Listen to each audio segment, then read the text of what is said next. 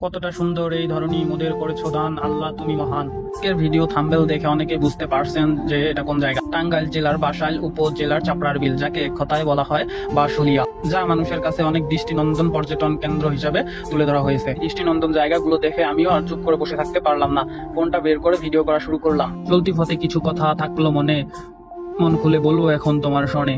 ভব করে শূন্য ছাড়া পড়ে রহিন গো আমি, কবে যে হবে দেখা এই সুন্দর প্রাকৃতিতে। ধন ধন্যে পুষ্পে ভরা আমাদের এই বসুন্ধরা, সকল দেশের রানী মোদের আমার প্রিয় জন্মভূমি। ওগো আমার প্রিয় জন্মভূমি। হ্যাঁ গাইজ, আসসালামু আলাইকুম, আমি জিহাদ আছি আপনাদের সাথে। যদিও ভিডিও করার কোনো পূর্বের অভিজ্ঞতা নেই আমার, তাই ভুল ত্রুটিতে সবাই ক্ষমার দৃষ্টিতে দেখবেন।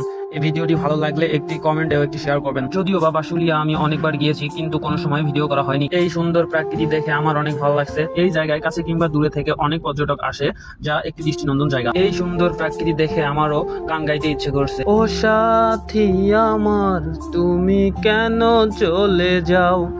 কি দোষ করেছি আমি, সে কথা বলে যাও।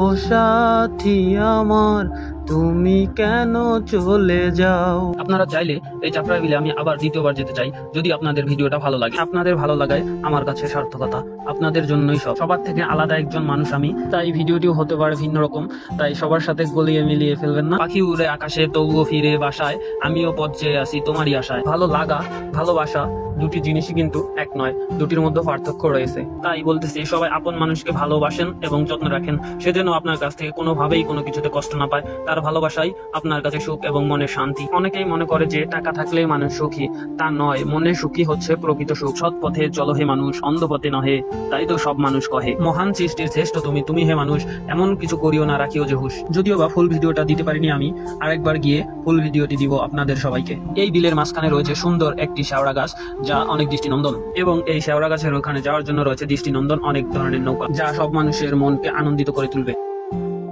যদি এই ভিডিওটি ভালো লাগে, একটা করে শেয়ার করবেন এবং আমার জন্য দোয়া করবেন, আমি যেন আগামীতে আপনাদেরকে সুন্দর সুন্দর ভিডিও দিতে পারি।